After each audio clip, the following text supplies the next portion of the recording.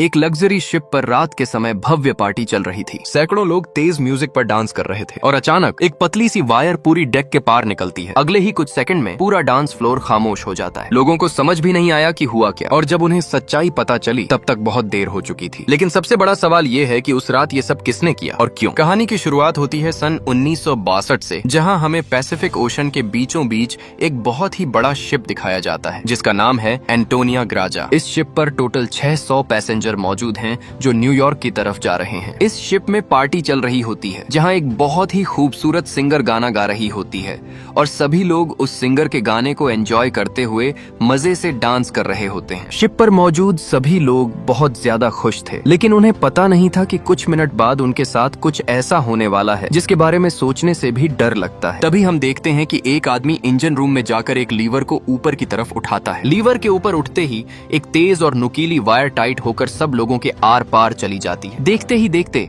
सब लोगों के बॉडी के 2 टुकड़े होने लगते हैं। यह एक बहुत ही दर्दनाक माहौल था जहां चारों तरफ खून ही खून फैला हुआ था। एक बच्ची जिसका नाम केटी है वो बच जाती है क्योंकि उसकी हाइट कम थी, जिस वजह से वायर उसके सिर के ऊपर से होता हुआ गुजर जाता है। इसके बाद हमें 40 साल बाद दिखाया जाता है जहां हम कुछ लोगों को देखते हैं जो एक टगबोट की मदद से एक बड़े शिप को खींच कर ले जा रहे होते हैं। तभी अचानक वो पुराना शिप डूबने लगता है। यह देखकर ग्रुप का लीडर अपनी टीम में से एक लड़की जिसका नाम मर्फी है उसे उस पुराने शिप पर भेज देता है ताकि मर्फी उस पुराने शिप को जिस वायर से बांध कर ले जाया जा रहा था उसे आजाद कर दे, वरना अगर यह पुराना शिप डूब गया तो उसके साथ साथ इनकी यह टगबोट भी डूब जाएगी। मर्फी जब उस पुराने शिप पर पहुंचती है तो उसे पता चलता है कि पुराने शिप के निचले हिस्से में दरार पड़ चुकी है जिससे शिप में तेजी से पानी भर रहा है और अगले 5 मिनट में यह शिप पानी में डूब जाएगा। मर्फी ये बात अपनी टीम के लीडर को बताती है। यह सुनकर टीम का लीडर मर्फी को ऑर्डर देता है कि जिस वायर से हम इस शिप को खींच रहे हैं उस वायर को आजाद करो और फौरन वहां से निकलकर हमारे पास टगबोट पर पहुंचो क्योंकि हम इस पुराने शिप को छोड़कर जाने वाले हैं। तभी टीम के 2 और साथी भी मर्फी के पास पहुंच जाते हैं और वो भी मर्फी को बाहर निकालकर शिप को छोड़ने के लिए कहते हैं। लेकिन इस शिप को ढूंढने में उन्हें 3 महीने लगे थे, जिस वजह से मर्फी इतनी आसानी से शिप को छोड़कर नहीं जाने वाली थी। वो शिप को बचाने के लिए नीचे पानी में कूद जाती है, जिसे देखकर ऊपर बैठे 2 साथी भी औजार लेकर मर्फी के पीछे कूद जाते हैं। ये तीनों जैसे तैसे करके शिप के डूबने से पहले ही उसकी दरार पर वेल्ड करके शिप को डूबने से बचा लेते हैं और इस शिप को ये लोग मार्केट में बेचकर बहुत सारा पैसा बना लेते हैं और यह पैसा टीम का लीडर सभी लोगों में बराबर बराबर बांट देता है। एक आदमी जिसका नाम जैक है वो इन लोगों पर काफी देर से नजर रखे हुए था और इन सब की बातें सुन रहा था। उसे पता चल गया कि ये लोग समुद्र में जो शिप गायब हो जाते हैं उन शिप्स को ढूंढ निकालकर मार्केट में बेचकर पैसा कमाते हैं। जैक नाम का वो आदमी इनके पास आता है और इस टीम के लीडर को एक शिप के बारे में बताता है जिसमें खजाना छुपा हुआ है। जैक असल में उस शिप की बात कर रहा था जिसे 40 साल पहले एक अनजान आदमी ने लीवर खींचकर सब लोगों को मार दिया था। टीम के लीडर ने भी उस 40 साल पहले गायब हुए एंटोनिया ग्राजा नामी शिप के बारे में सुना था। टीम का लीडर कहता है कि इस शिप को बहुत से लोगों ने ढूंढा पर आज तक वो शिप किसी को भी नहीं मिला। जैक टीम के लीडर से कहता है कि मुझे पता है कि वो शिप समुद्र के किस हिस्से में है। अगर हम इस शिप को लाकर मार्केट में बेचेंगे तो हम रातों रात अमीर हो जाएंगे। पैसों का नाम सुनते ही ग्रुप के सारे लोग इस मिशन के लिए तैयार हो जाते हैं और अगले ही दिन ये लोग अपनी टगबोट में उस एंटोनिया ग्राजा नाम की शिप को ढूंढने निकल पड़ते हैं। कई दिनों के सफर के बाद ये लोग समुद्र के एक बहुत ही वीरान जगह पर पहुंच जाते हैं जहाँ टीम के एक आदमी को किसी शिप के आसपास होने का सिग्नल मिलता है। ये लोग समझ जाते हैं कि वह शिप जो आज से 40 साल पहले खो गया था वह यहीं कहीं पर है। थोड़ा ही आगे बढ़ने पर इनके सामने एक बहुत ही बड़ा शिप आ जाता है। ये वही शिप है जिसे हमने कहानी की शुरुआत में देखा था और ये शिप पिछले 40 सालों से समुद्र में गायब था। इस शिप को देखकर ये सभी लोग बहुत ज्यादा खुश हो जाते हैं और उन्हें लगता है कि इस शिप को बेचकर ये लोग माला माल हो जाएंगे। अब टीम का लीडर 2 लोगों को टगबोट पर ही रहने के लिए कहता है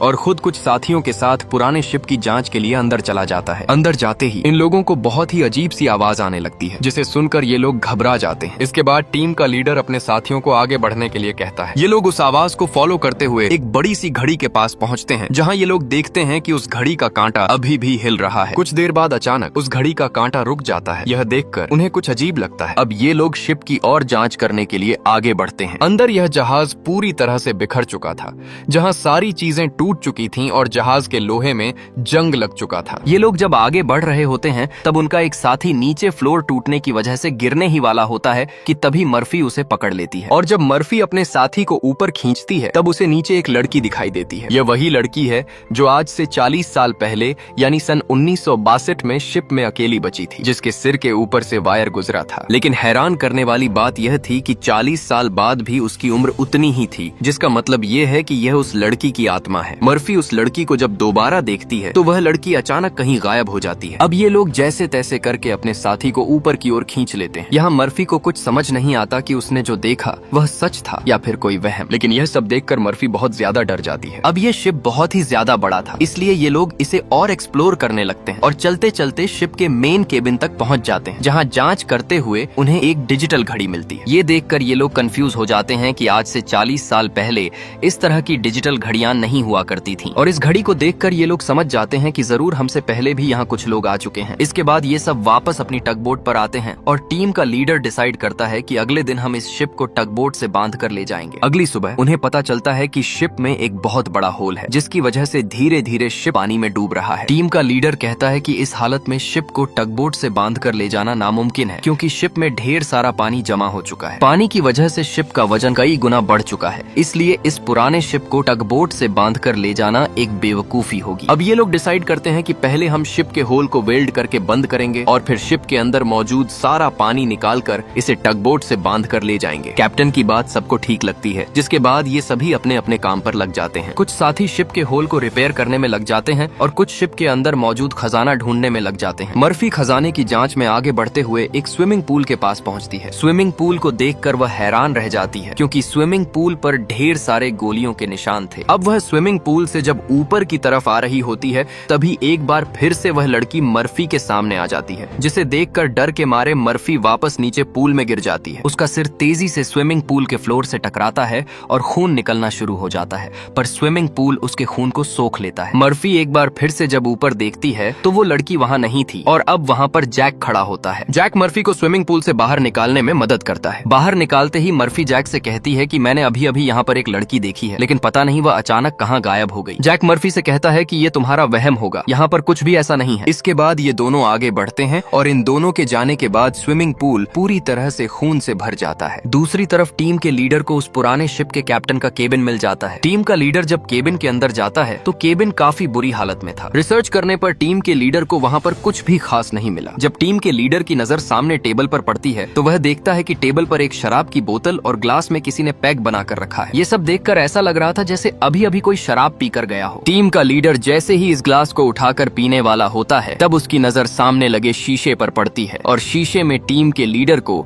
इस पुराने शिप का कैप्टन दिखाई देता है। यह देखकर टीम का लीडर बहुत ज्यादा डर जाता है और उसके हाथ से शराब का ग्लास गिरकर टूट जाता है और टीम का लीडर डर के मारे वहाँ से निकल जाता है। इस शिप पर सभी के साथ अजीब और गरीब इंसिडेंट हो रहे थे। टीम का एक साथी जिसका नाम मार्क है, उसे शिप पर किसी लेडी सिंगर के गाने की आवाज सुनाई देने लगती है। वह उस आवाज को फॉलो करते हुए शिप के ग्राउंड एरिया में पहुंच जाता है, जहां पर वह लेडी सिंगर भी मौजूद होती है। ये वही सिंगर थी जिसे हमने कहानी की शुरुआत में देखा था। दूसरी तरफ मर्फी और जैक आगे बढ़ते हुए लॉन्ड्री रूम से बाहर जाने वाले गेट को जैसे ही खोलते हैं तभी अंदर जमा हुआ सारा पानी उनके ऊपर आ जाता है, जिसमें कई सारे लोगों की डेड बॉडीज थी। मर्फी और जैक डर के मारे वहाँ से आगे बढ़ने लगते हैं। आगे बढ़ते हुए उनके सामने एक केबिन का दरवाजा खुलता है। अंदर जाने पर जैक को एक बहुत ही लग्जरी कार मिलती है, जिसे देखकर वह बहुत खुश होता है, पर मर्फी को यहाँ कुछ गड़बड़ महसूस होता है, इसलिए वह जल्दी ही यहाँ से निकलना चाहती थी। तभी एक दूसरे रूम से उन्हें कुछ हिलता हुआ नजर आता है। जब ये दोनों उस चीज के करीब आते हैं और उसके ऊपर रखा हुआ सामान हटाकर देखते हैं तो उनकी आंखें खुली की खुली रह जाती हैं, क्योंकि वहाँ पर सोने से भरा हुआ एक बॉक्स पड़ा था। यह देखकर मर्फी अपने बाकी साथियों को तुरंत बुला लेती है और जब सब यहाँ पहुँचते हैं तो सामान हटाने पर उन्हें इसी तरह के 9 बॉक्स मिलते हैं और हर एक बॉक्स में 28 गोल्ड प्लेट पड़ी हुई थी, जिसे देखकर सभी की खुशी का ठिकाना नहीं रहता, क्योंकि ये सभी रातों रात अमीर हो गए। इतने बड़े खजाने को ढूंढने के बाद ये लोग डिसाइड करते हैं कि इस शिप को यहीं छोड़ देंगे और सिर्फ सोना यहाँ से लेकर जाएंगे। इसके बाद ये लोग सारा का सारा गोल्ड अपनी टगबोट पर रख लेते हैं और अब ये लोग यहाँ से निकलने की तैयारी करते हैं। टगबोट को चलाने वाला कैप्टन बोट को स्टार्ट करने के लिए इंजन की सफाई करने लगता है और तभी हमें दिखाया जाता है कि टगबोट में रखा गया सिलेंडर का वॉल्व अपने आप खुल जाता है, जिससे हवा में गैस फैलना शुरू हो जाती है। वहीं मर्फी एक बार फिर से उसी लड़की को देखती है जो उसकी तरफ तेजी से भागती हुई आ रही होती है, जैसे वह मर्फी को कोई बात बताना चाहती हो, पर तभी उसे कोई पकड़कर नीचे धकेल देता है। और जैसे ही टगबोट का कैप्टन इंजन को ऑन करता है, तभी सिलेंडर से निकली गैस की वजह से पूरी बोट में एक बहुत ही बड़ा ब्लास्ट होता है, जिसमें टगबोट का कैप्टन मारा जाता है। अब ये लोग समुद्र के बीचों बीच एक सुनसान शिप पर फंस चुके थे। ये सभी लोग बहुत ज्यादा परेशान होते हैं क्योंकि उनके पास जो यहाँ से निकलने का जरिया था वह पूरी तरह से तबाह हो चुका था। इनका एक साथी जिसका नाम मार्क है, वो अपनी गर्लफ्रेंड की फोटो देखकर बहुत ज्यादा परेशान हो जाता है क्योंकि 2 हफ्ते बाद उनकी शादी होने वाली थी और अब उसे लगता है कि वो कभी भी यहाँ से बचकर नहीं जा पाएगा। परेशानी में मार्क वहाँ रखी कई साल पुरानी शराब पीने लगता है। दूसरी तरफ मर्फी भी कंफ्यूज है कि उसे बार बार वह लड़की क्यों दिखाई दे रही है, इसलिए मर्फी उस लड़की के बारे में जानने की कोशिश करती है। वह शिप के डेटा में पैसेंजर्स के नाम चेक करती है,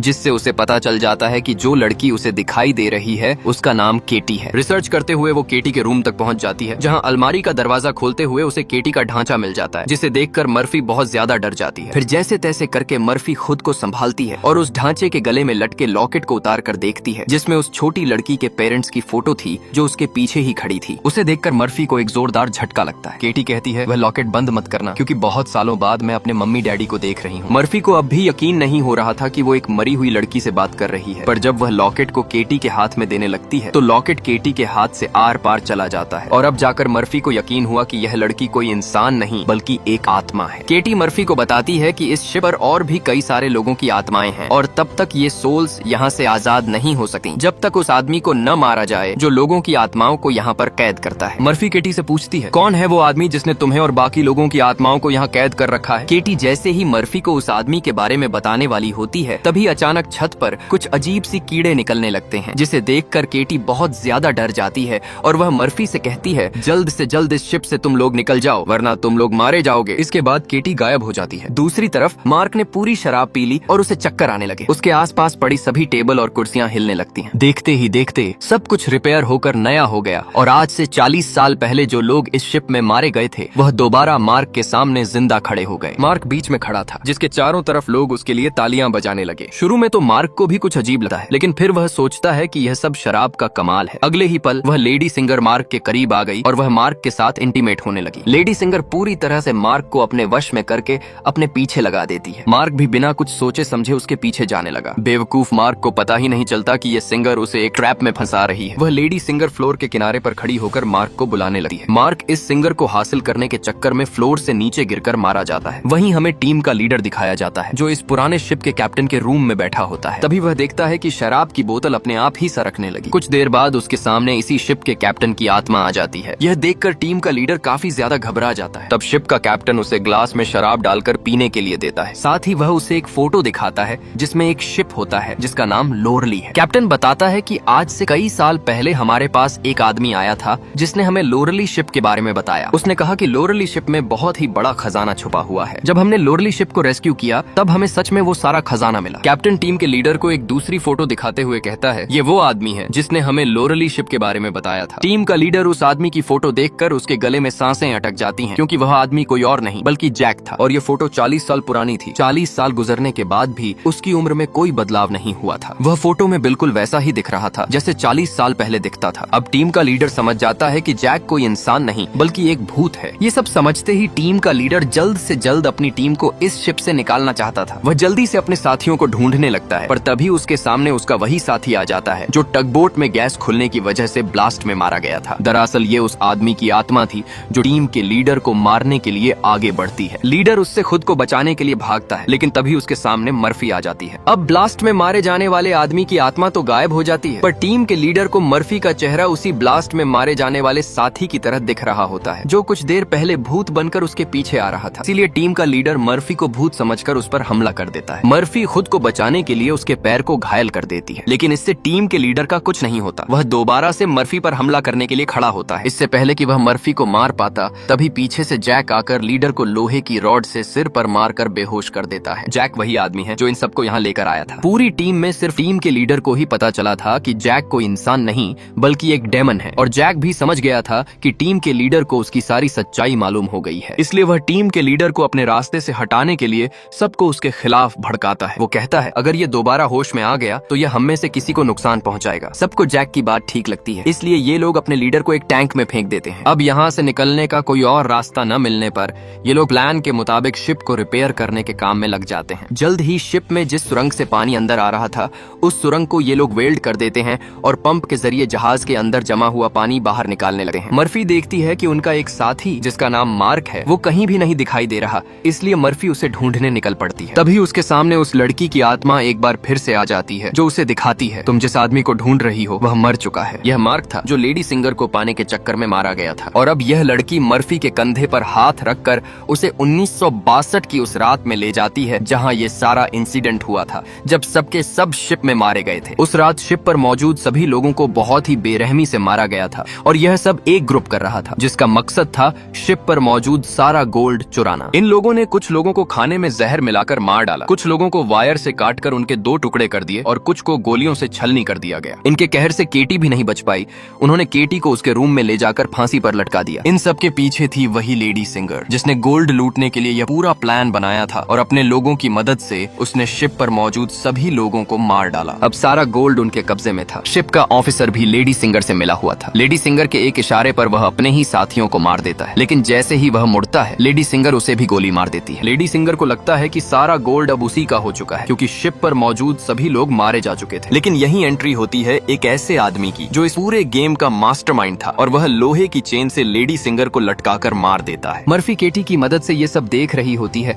और तभी वह इस गेम के मास्टरमाइंड को भी देख लेती है, जिसे देखकर मर्फी चौंक जाती है क्योंकि वो आदमी कोई और नहीं बल्कि जैक है जो इन्हें गोल्ड का लालच देकर यहाँ पर लेकर आया था। क्योंकि शिप में छेद हो चुका था और वह धीरे धीरे डूब रही थी, इसलिए शिप को बचाने के लिए कुछ ऐसे लोगों की जरूरत थी जो शिप को डूबने से बचा सके। इसीलिए जैक ने चालाकी से इन्हें यहाँ लाया था। अब शिप पूरी तरह से ठीक हो चुकी थी, इसलिए जैक को अब इन लोगों की कोई जरूरत नहीं थी और अब वह इन सबको भी मार डालेगा। यह सब समझते ही मर्फी को याद आता है कि हमने जैक की बातों में आकर अपने लीडर को टैंक में बंद कर दिया था। अब मर्फी अपने लीडर की जान बचाने के लिए उसके पास दौड़कर जाती है, लेकिन अब टैंक में पानी भर चुका था और लीडर की मौत हो चुकी थी। मर्फी अपने लीडर को बचाने के लिए टैंक का कांच तोड़ने की कोशिश करती है, पर टैंक का कांच बहुत ही मजबूत था, इसलिए लाख कोशिश करने के बावजूद भी वह लीडर को नहीं बचा पाई। इसके बाद मर्फी अपने एक साथी के पास आती है जिसका नाम डॉज है। मर्फी डॉज को जैक की सारी सच्चाई बता देती है और कहती है कि जैक जहां भी नजर आए उसे गोली मार देना। मैं अपने एक और साथी को ढूंढने जा रही हूँ। मर्फी के जाने के कुछ देर बाद जैक डॉज के सामने आ जाता है। डॉज जैक से कहता है कि यहीं पर खड़े रहो और अपनी जगह से हिलना मत। यह सुनकर जैक समझ जाता है कि मर्फी ने उसे सारी सच्चाई बता दी है। तब जैक डॉज को बातों में उलझाकर उसकी बंदूक छीनने की कोशिश करता है,